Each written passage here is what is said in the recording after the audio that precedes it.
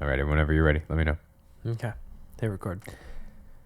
All right, welcome back to another episode of the Esperos podcast. You've already hit record? I've hit record. Oh, okay. No! God, please, no! No!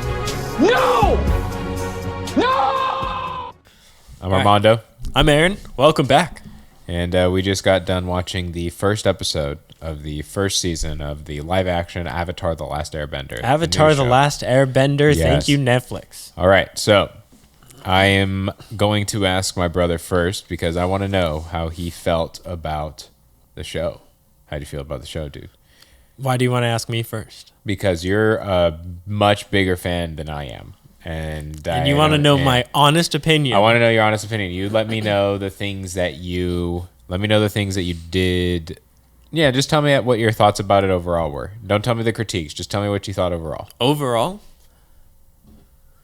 I liked it.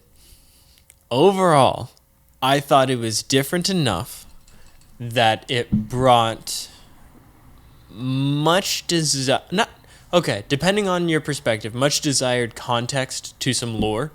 Like, I thought it was extremely cool seeing some airbenders fight some Fire Nation. That was very cool.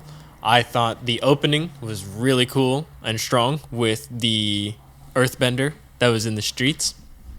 This is full spoilers, by the way. I thought that different perspective, that different take on it was, like, I appreciated that part of it. The completely CGI Aang at the end of it when he's in the Avatar state after finding Gyatso's body, that was funny. That was like watching a Final Fantasy cutscene. I wouldn't say that I was the biggest fan of that. Oh, that's funny. I mean, That's you funny. thought that was the coolest part? I just thought that in that moment, that CGI Avatar State Aang was the best actor in the whole show. So that's he's the only one I really believed the Aang.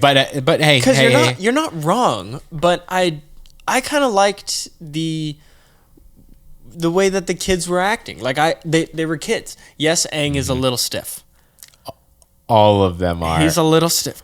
Give them a couple episodes to get and into that's the fine, strides. and I will. But this is what I'll tell you. This is a very big role. There's a lot of pressure. I get that. Like I said, there are two things that I will judge this show on. One, the bending. And I mean that in just the general sense when they're just dicking around, and I also mean that in the sense of when they're actually in fight and You want combat. me to tell you what I thought about the bending? Not yet. I have a couple more questions. Okay. And and I also am thinking about the acting of the roles. Oh boy. I think it's a little bit okay. Also, my personal opinion, I didn't dislike it. I thought that it was. I thought that yes, this is a watchable thing. And after you kind of get past some of the roughness of the like kids doing a play acting, Yes. the only thing I think now but if you can get past that, it is a very watchable thing. Again, it's indisputable. It looks good. They did a very good job in the budget of the environments and everything like that. Maybe that's what it is. Like, maybe I just grew up in theater, and so my perspective on acting is a little different. Well, I don't think otherwise. But again, it's like kids doing a play. Yeah. And so like that's in definite parts of it. That is Sokka, but I want to know because that's a big character. How do you feel about Sokka? Oh God. Okay. So everybody was curious about how they were going to do the whole Sokka, the sexist, jerk. He didn't really have that. Well, no, obviously not. They wanted to tone that down because they felt like if they tried to do that in live action, it would come across in a unfavorable light. It would come across perfect. Yeah. So I like the direction that they turned it to. I like how they handled that. Overall, yes, if he gets past the stiffness, I like that character. I like his voice. I kind of chuckled to myself when he was first on Appa and he was screaming like that. I thought that was a nice touch to kind of bring some of that cartoonish vibe to it. Mm-hmm. So I like who they have. And again, Sokka. Another example of the CGI version of the character being the better actor than the actual person. As Sokka, in my opinion, about Sokka. Okay. I thought his voice was perfect. Okay. They found an actor whose voice is perfect for it. He just isn't a good actor. Now, give him some time. His jokes, though, because he's so bad at what he's doing, that it makes the jokes the little quips. Oh, is that all? It's delivered so bad it's funny, and so you laugh at it because it's like, oh, that's a good little quip there, and it works with what I'm seeing him do. And so, okay. As the character, I think they found the perfect dude for him if he could just act better. But I can't none of wait them to see the later episodes. Yeah, there were things in this one that were left out that they had in the cartoon. Like what? When he's escaping from the fight from Zuko, and he activates the Avatar state, and he messes up that ship.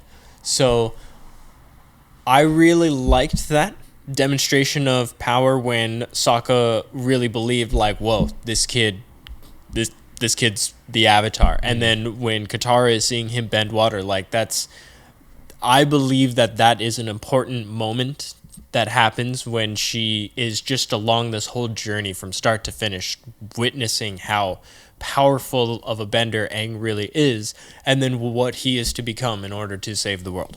I think we'll probably see that a little bit more in episode 2, because again, they can't just follow along suit with the animated show. You already said that. Yeah. And I agree with you, but I feel like what they did was they focused a lot more on the fact that she was barely able to get a lump of water out of the yeah. And then once she actually was hanging out with Aang for a minute, she was able to actually get the water to come out of the thing. I thought that was a nice touch. So yeah, and then her full transition, kind of bouncing off each other. Her full transition is blocking Zuko's fireball. Thought that was silly. Dude, didn't like that. Zuko. How do you feel about Zuko? And and this is what I want you to do. I want you to be very honest with yourself. Okay. So there are parts about him that are a little rough around the edges.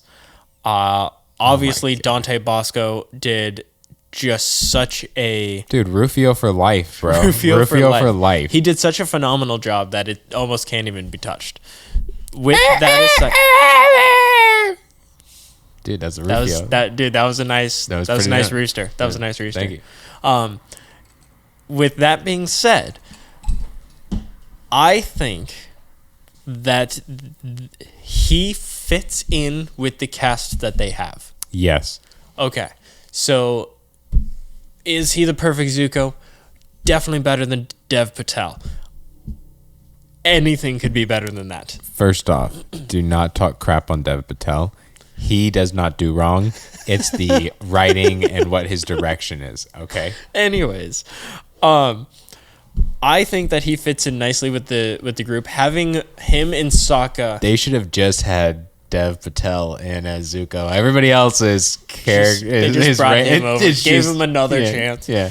No, having him go up against Sokka was a very cool touch. Having that initial kind of rivalry kind of spark off there. Mm-hmm. Because at the end of it, they're supposed to be good friends. Like, I really want that interaction, that the whole... That's rough, buddy. Like, I want that. Mm. I am excited to see what kind of back and forth that these actors can have with each other, whether they're portraying the characters perfectly or not. If they can act off of each other, that's a whole nother thing. Mm-hmm. I think Katara's acting is fine. She does just fine. I loved that she was like already bitching about hope. Mm-hmm. Yes, I loved that. So she does just fine, but. For me, again, the acting feels a lot like in Daredevil, his lawyer friend in the show Daredevil. The one on Netflix? Yeah, I never saw the that. TV show. I couldn't get past the first 15 minutes of the first episode. He has a friend who's a lawyer, and they have a practice that together. Yeah. And I remember the Ben Affleck one. No, it's not Ben Affleck. It's No, I know, but in the Ben yeah. Affleck one, Happy Hogan. Yeah, I always John Favreau was Jon that. Favreau, but yeah, the yeah. other guy that plays it in the other show, his acting is just dog crap. Ugh. And that's kind of the vibe everybody gave me. Besides Katara and Aang at certain points. He just needs to get comfortable. You have no idea the kind of pressure that is on this child. Mm-hmm. So I imagine he just needs to get comfortable, and he'll do just fine. I'm not turned off of the show. I'll definitely watch it. So, but I liked it a lot. I liked the direction that it took. Getting to see. Oh, what's up? No. Continue. Just getting to see those airbenders fighting the and there's some violence. There's some brutality in this. Yep. And that scene when he grabs his arm and he burns him alive. Yeah. Just like that was gnarly. I was like, that's such a nice like touch to have in this show. I thought that the opening bending scene was good. Like when they were fighting with the Earthbender was fighting the Fire Nation. If you had disagreed, I would have thought you were wrong. No, that was very well done. They had it. It was quick. It wasn't like all drawn out and slow. The bending later on, I felt got that way. And I also want to add that with it being a scene that happened at night, they were really able to kind of like do some crazier stuff and not have it look as bad, because in daylight, CGI is much harder to mask up. Yes. So having it start like that, I thought was a very it was great. It made it look very good. It made it look very good. Going into it, I was excited. I was grabbed. I was like, okay, I want to watch this. What did you think about Appa's face? Oh boy. Or did you not think about it much? Though I tried not to look at it. The where the wild things are thing.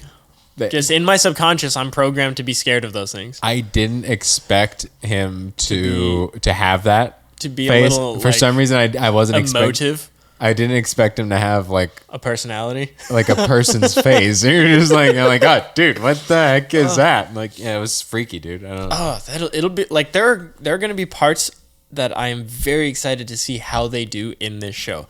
The what is it, Cove or Code, the face stealer? Mm-hmm. Like that'll be extremely cool to see how they do that, because that's not something that they can cut out. It's very important to the story. When we got to see one of the pictures that has the that panda bear forest spirit thingy. Oh, I can't remember his name, but that I'm very excited to see how they do that episode. Mm-hmm. I just want to see the classic episodes in live action. And I think they're doing a decent enough job at that.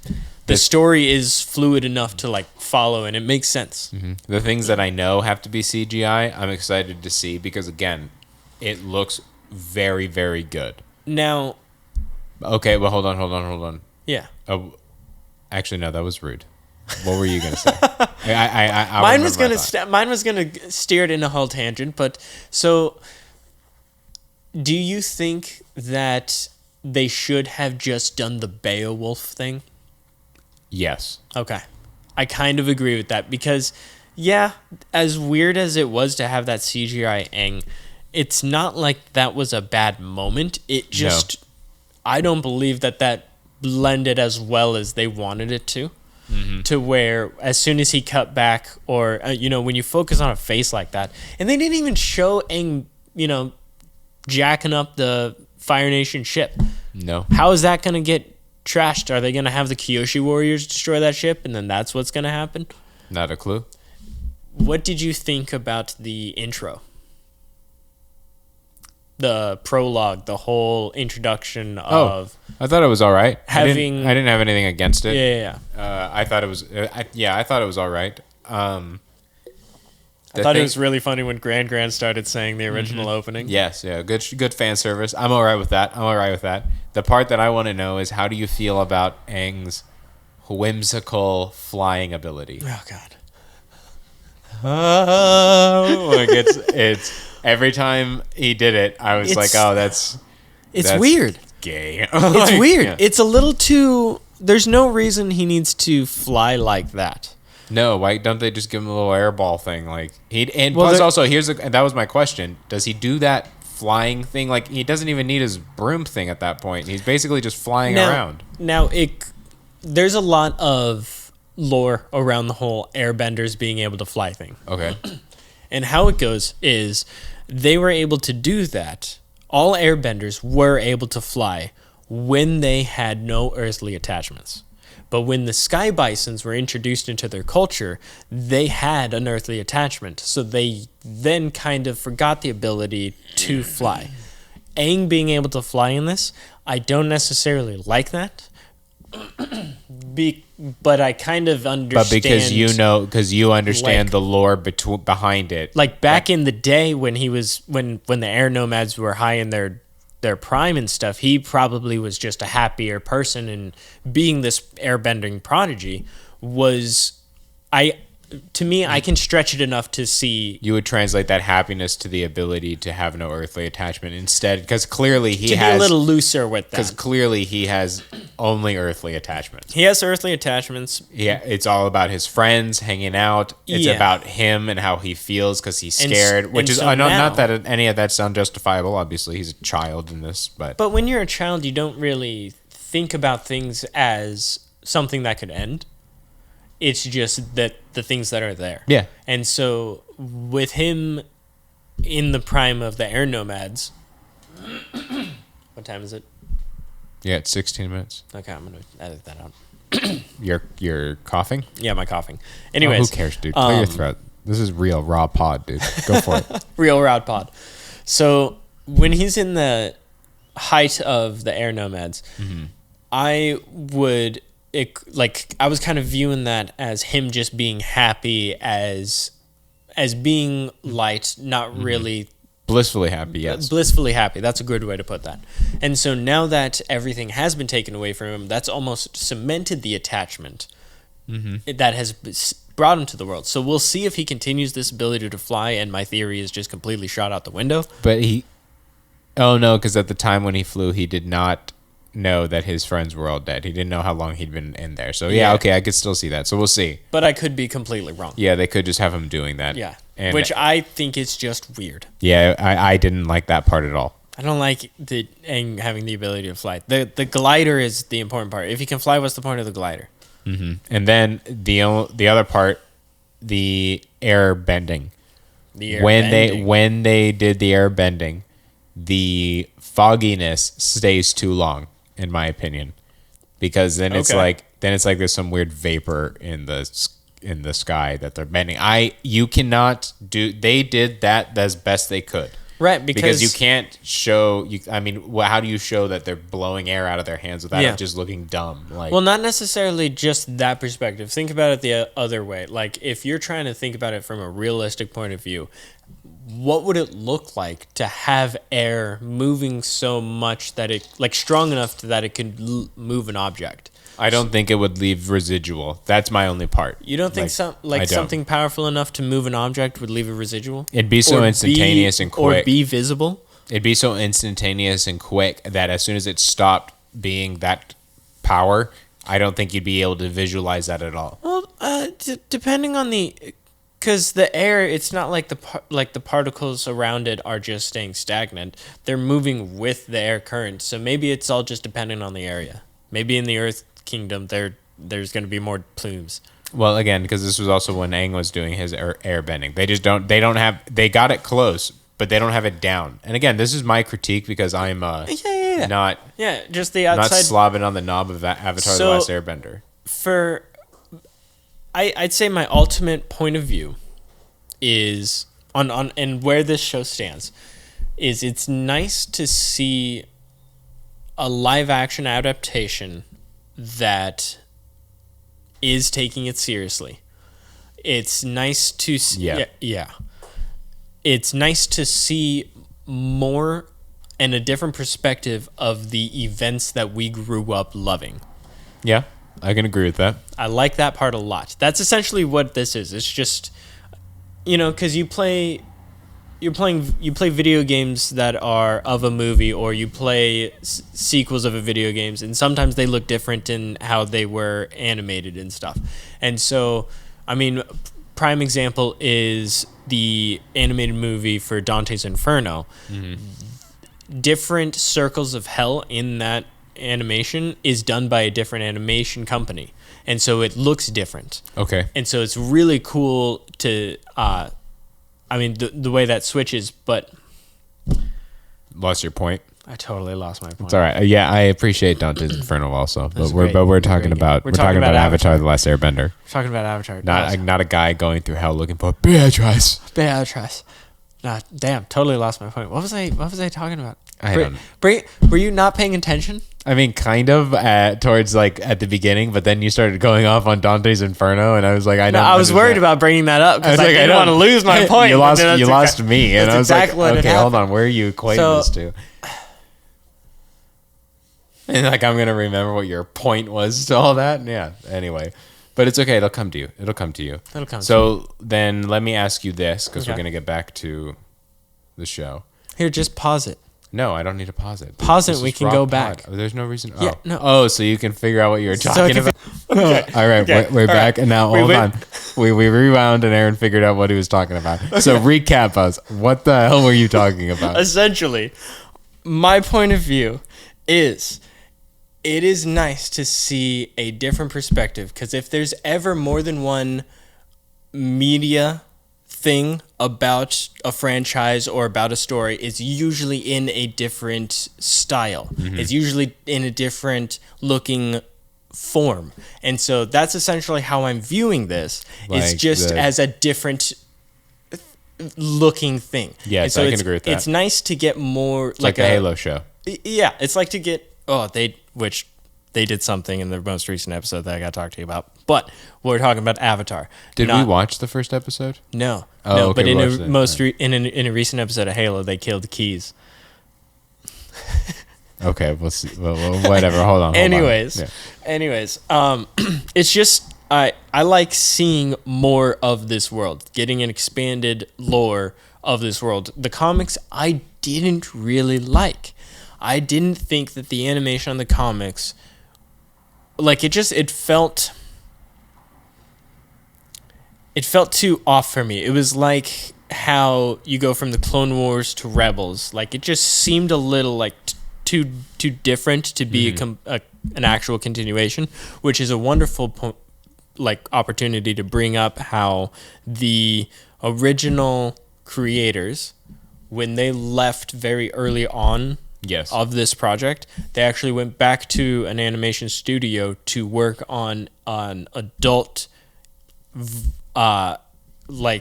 time of the gang of Aang, Sokka, Katara, In the animated Toph. series? Yes, and it's going to be a movie that it hits theaters in October of 2025. Are they gonna get the same voice actors? I for it? don't know. Oh, dude, I'm hoping that Toph. I hope she gets back Dude, to work. okay, dude. calm down. Dude, the lady who plays Toph, she is. As soon as I saw her, she's a just beautiful woman. I love her. I love her. I would drown Aaron just to be able to hang out with her. And she's not Toph. No, I don't know She what her is actual. Melon Lord. Jeez, I don't. That's for the fans. That's for the fans. They need that. They need that. Okay, and then let's just talk about it overall. The bending. Overall. How did you feel about the fight scenes with the bending? Not just the opening one. We already talked about that, but overall with the battle scenes with the bending. I want to see more water bending because it looks a little like I haven't seen enough of it. They didn't show us any. They didn't show us any. So they didn't even really show us when the water blocked the fire thing. They just showed a little splash. Correct. I love the earth bending in the first scene. Yeah. I don't know if that's going to translate well enough during the daytime. Yeah. Fire bending. When Zuko was doing his training, there was too many cuts in that. They needed to have just one shot of him doing many things, not different cuts to get to it. Yeah. It didn't look good. It's just him all jump. over the It's him place. jumping around a bunch. Yeah. So firebending though looks good. Yeah, I'd say. Feels good. Yeah, even in the airbending, I was except nervous. for the flying. I was nervous about that. I was worried the force you wouldn't get that sense of it. Yeah. but you do, Dude, when Gyatso is doing that tornado in the building, and then Fire Lord Ozai just walks through it. Mm-hmm. Ozai, I mean Sozin. Sorry. Mm-hmm. How did you feel about what Gyatso? Gyatso. How did you feel about Gyatso? I thought he was great. I thought he did a great job. Okay. I am interested in if we're gonna ever see that actor again. If not, I think he did a great job with coming in, doing his thing, and getting out. Okay. I think they shouldn't have had him do any sort of battle. I thought that was great. That's good. I thought it was great. I didn't. Why? That's good. Because he's just so old and stiff. But he was Aang's teacher. Yeah, so a teacher, a master, he's got to know what he's doing. Yeah, I get where you're coming from. I still didn't like it. I just didn't. How many martial arts movies have you seen? Many. Okay. How many in black and white? Many. Okay. So how many of those old guys can still kick the young guys who are being a bit of a stand-up jerky thing? Yeah, but I didn't get that vibe from this guy. No, I'm not saying he was being a jerk. Yeah, I was saying he wasn't as frail, and then the teacher shows now. He just looked like a very Americanized Asian who's old, so he didn't move very well. He probably was born over in the States. Yeah, they just maybe. Yeah. I don't know. Before we continue talking shit, let's. I don't need to. Google it. I don't need to Google that. I'm going to go off of my gut feeling. You're going to go off your gut feeling. I'm going to go off my gut feeling. Avatar cast. I bet he was. He just didn't move like I would have thought he'd be kicking ass. So that's my opinion. For me, it was believable that he was a Shaolin monk. Okay. Yes, attitude-wise, for sure. So, and movability in the bending, because bending is based off of actual martial arts. And I felt that was translated well in here. At parts, yes. And that's all that matters. At many parts, actually. More parts than it didn't. More parts than it didn't in my mind. So let's see. Oh, do you know who Ko the Face Stealer is? No. George Takei. Oh, really? Yeah. They got George Takei for He's just got a very good voice. That's really what the thing is. Okay, so I'm trying to see where is... Because then we do need to talk about Uncle Iroh. What? So, on Google, you have the cast on there, and Taylor Lamb Wright, he is cast as Duke, but it's actually The Duke. That's the name, is The Duke. Okay. Weird. So, Google, get your shit right. Also, I can't find... So, yeah, anyway, in my opinion about Lord Gyatso, he... Gyatso. I said that, Lord Gyatso. And... Gyatso. Yeah, Lord Gyatso. Lord Gyatso. Do you know why he's named that? No. It is off of the Dalai Lama. Okay. Same with in The Legend of Korra, J.K. Simmons' character Tenzin. J.K. Simmons is in that? Yeah. Oh, wow. He voices Tenzin throughout the whole thing. He does a phenomenal job. But the Dalai Lama's name is Tenzin Gyatso. Oh, wow. Yeah. Cool. So, get a little culture under your belt. Dude. That's all I'm saying. Dude, none of that stuff matters to me. Get a little None of that stuff matters to me. At all. So ultimately, my point of view is if you want some solid Avatar The Last Airbender stuff, just watch the animated series. That is where you're going to get your heart and soul. You're going to get your true story. You can skip the Great Divide if you want to. That is 100% optional. You don't need to worry about the Great Divide. Anyways, the rest of it is just a phenomenal show that is perfect, that doesn't need to be touched or altered in any way. This live action version, it ain't bad. If you are a fan looking to just scratch that content itch of new Avatar, that's a good way to put that. It's all right. That's a good way to put that. For newcomers, I don't know. What you're gonna have to let us know what you thought. If you thought that it was, oh, what a cool world, I want to know more about this. Did you binge it all? Did you just quit after the first 10 minutes? Let us know in the comments below. We only watched the first episode. Yeah. So we will be releasing one of these every episode that we watch. Yeah. I might edit and just drop this the next day. Maybe, yeah. Why not? Yeah. So we might fast forward with that. I thought this was a very fun show to watch. Yeah, I enjoyed this. It was a good conversation. So we'll see. We're going to watch episode 2, and then we also have the next episode of the Bad Batch coming. So Commander Keys, Captain Keys. Yeah. Tell me. He, from what I read, the article, the headlines that I read and just keep scrolling, he sacrifices himself by blowing up a ship to, hold people at bay or to kill an enemy or something to save a Marine that Master Chief potentially has the hots for. So an absolute no reason death, just for some quote unquote emotional stakes. Yeah, like I said, it's Halo, but not at all the same thing. Yeah, it's kind of, but not really. The epic sacrifice destroying. Yeah, I just think they kind of missed they just Yeah. missed the target when trying to give this stuff more of a storyline. 100%. They could have just done the live action of the storyline of the video games, and everything would have been fine. Would have been perfect. Everyone would have watched it. Everyone would have been they happy. They could have just done this show exactly, but maybe just the ODST or the Reach, something like that. They didn't have to do it the way they just did it. So No. But yeah, that's my personal opinion about it. Who knows? Maybe we'll even knows? start doing that show. So Yeah, that'll be tough though. yeah. We're at 31. Wow. Yeah, Do you have anything else to say about Avatar: The Last Airbender Netflix? No, thanks, I guess. It's all right. Appa's face is the thing of nightmares. Zuko, I'm not entirely sure if he's gay or not. Do you think his scar is good? No, I do not. It's just a little thing around his eye. I agree with the dude who talked about it being half his face in the animated series, but it's okay. That's not a deal breaker for me. Again, the biggest thing for me about Zuko is just I don't buy the scar definitely needs to be bigger. He's not tough.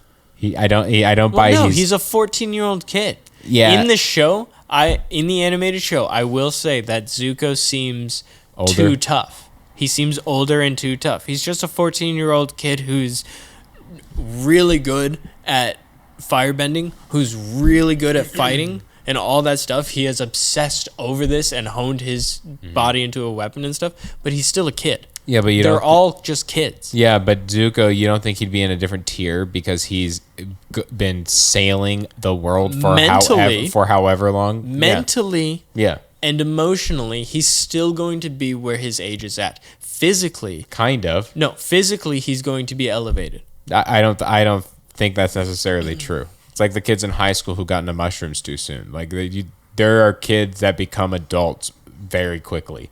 And so in that circumstance, if you're talking about the things that Zuko has gone through up to that point, this is strictly coming from just the critique of the show, is that I do not think he seems tough enough or he doesn't seem like he's really gone through anything. Now, he does seem, in my opinion, someone who is carrying a lot of baggage. So what we know about Zuko in the animated seems like show, he's trying to play somebody who's carrying a lot of baggage. Just because they're stiff. It's the first episode. I mean, if we're talking about kids acting like they're in a play, the first night of a performance is always the worst. It is always the worst. Give them a couple episodes. I will. So Zuko, I'll give them all 8. So the character of Zuko, he grew up very caring, very loving, very gracious. And then when his mom left, everything kind of turned and he started getting bullied a little bit stronger by his sister and definitely hated by his father. And eventually when he was old enough to be in that war council and he spoke out of turn and he got injured by his father, he's still emotionally kind of processing all that. He was definitely too cold and cool in the animated show for everything that kid was supposed to have gone through. A real kid would definitely still be a little emotionally unhinged, which I think our Zuko is. I just wish we would see more of that. He didn't yell at Iroh nearly as much as he should have in this first episode. I just disagree with you on that last part where you're saying that as a kid should act. I don't think it's much of a reach for them to think that some kids would not act that way. It's 14. Not everything. Not every 14. 14-year-old just going to crumble under everything. No. But No. I understand what you're saying. I just don't think you're right. So I think that You're fine. You're just wrong. I just don't think you're right. I think that I don't think it's that much of a reach to think that. I don't expect it to be exactly like this animated show, but no, Zuko does not seem tough enough for me. And He's young. I understand. That Maybe he's you're young. just really old and you can't see him as anything more than just someone who looks like he blows his nose. No, that's not what I. That's not. That's not, exactly. You sound ageist. I definitely am not ageist. You sound ageist. I just think Okay, he should Clint act. Eastwood. I think he should act like somebody who's sailed the seas for as long as he has. He hasn't sailed the seas. He has a crew that does all the sailing for him. Yeah, but he's on a ship. Yeah, but do you know anything about any? If you are even just one person on a ship that's going that far for that long, a battleship, you've had to make decisions. Like it doesn't matter. You're not backing up your argument well you're enough. you're treating it of if they're sailing this planet. Their world is not set up and geographically as ours. But how long? Okay, so how long from when Zuko was exiled to that time? 3 years. He's been sailing the seas for 3 years. He's been sailing the seas for 3 years, pissed off and not allowed to go home. Dude, and so exactly. Again, They went to the Southern Air Temple. They went to the Northern Air Temple. There would have been an incredible amount of things that had happened. Not really, on that because the Fire Nation has conquered most of the world. Yes. And so they have checkpoints. They have refueling stations. Their journey is cozy outside of the Fire Nation. They're just... When I say cozy... You think Zuko's journeys would have been cozy? Dude, Iroh wasn't exiled. I do not buy that somebody who's been sailing on a ship. It's not like Zuko has to... A battleship, a battleship of all things. But it's not like they're at war. What other nation has a navy? No, but no other nation has a navy. So That what kind of encounters are they going to have? That doesn't take away the fact that he's been sailing around on these oceans, however big or small they are, for 3 years. On a steamboat. It's not like he's hoisting the colors. But he's still on a ship for 3 years on the ocean. You're acting like that's just like him going out for an afternoon. He's not living on the ocean. Right now, they're traveling on the ocean. Yeah, but he has been around the world. And you're also taking on the assumption that your point of view is requiring me to have to accept the fact that, the oceans are probably not that big. And I'm like, okay, whatever you want to say that is, but you don't know. Regardless of if their oceans are massive or not, they are still the Fire Lord's brother and the Fire Lord's son. Mm-hmm. So while he is banished from the Fire Nation until he can bring back the Avatar and restore his honor, it's not like he is stripped of money and resources. Mm-hmm. So it's not like he's really going to have to tough the 7 seas. They don't have 7 seas. I don't think he was just getting money whenever he wanted to. No, not getting money, but being able to restock at port to port. Because it's not a day trip from port to port either. No, it's not a day trip from port to port. And I'm sorry, how do you know how long it takes to traverse the... You don't, and that's my point. You don't either. No, and I don't doesn't mean that I'm wrong. And I believe that if you're going to be sailing for any period of time, especially for the long stretches that he would have had to have been going, you know that. You know that. And you're trying to act like, 14-year-olds will be just 14-year-olds. No, like, he's dude, not gonna be he's just a warrior, 14. dude. Like, he's somebody who's been on the ocean. Like, seems stupid to not think that he would have done real growth. He's not just going to be some sea-baroned pirate, though. But he would be a lot tougher than this metrosexual Zuko that we have in the live action. I didn't get that vibe. And so, regardless, you're still arguing for the fact that a 14-year-old is just going to be a 14-year-old. I didn't say he's just going to be a 14-year-old. I said he's going to be processing it the way that a 14-year-old would process that. I just don't think as a generic 14-year-old. I don't agree with that. Because he's also had other traumas prior to the fact of him just going out to sea. And so there's a lot, and I don't think it just. It's not like he gets any resolution for any of that shit. I don't think he just stopped. All that stuff comes way later. Like he can have emotional, like it's all being bottled down until he can have emotional. He yells at that thunderstorm. Emotional immaturity is not mental immaturity, and those are two different things. And I don't think that he would have learned no lessons, and he would have definitely have been tougher. I don't think he was. He might have learned lessons, but that's going in. That's also assuming that he is on level grounds with the people he's traveling with. No, these are still his servants and the people beneath him. So it's not like he's having people give him constructive criticism. He's going on these adventures. People are doing everything for him. It's not like he's manning anything.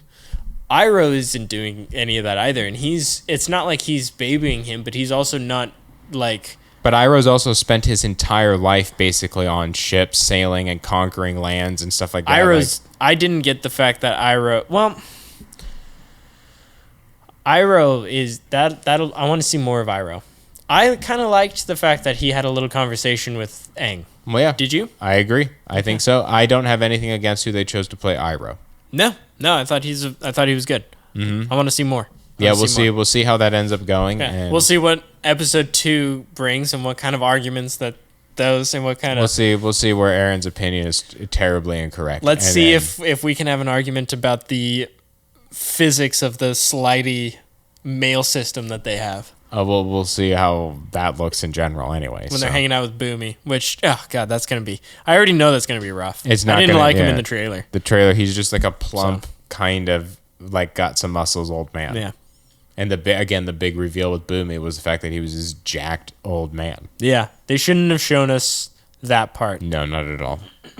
But then again, this one, it's not like they have to have all the mysteries and walk and going along the adventure with you and figuring out, okay, what do you mean the Avatar? What is the Avatar? Mm-hmm. And then going on that journey to figure out all that stuff with Aang. Everybody's already done that now. Mm-hmm. And so maybe that's kind of what they're acknowledging, is they don't have to have all those mysteries and the twists and the expectations. Like when we saw Azula, I mean, you don't meet her until season 2. Yeah. But she's going to be in season 1 of this. Okay. So already that's going to be... So anyways, we'll just see how it does. We'll see how it is. Yeah. I liked it. I'm going to continue watching it. I think everybody should. But I do too. But you shouldn't watch this first and then form your opinion. You should watch the animated show. It is amazing. Oh yeah, the animated show is definitely the better of the two. It's like Man of Steel. You know, it was the best watchable version of what we got. So yeah. I can't wait to see the Blue Spirit. Same. I think that'll be good. That'll be good. We're at 42 minutes. Good. We did good. Right. That's a solid pod, dude. That's a solid pod. That's why I want to edit it and post it tomorrow. All right. So everybody. All right. Peace. We'll talk Enjoy to you your later. night. Bye.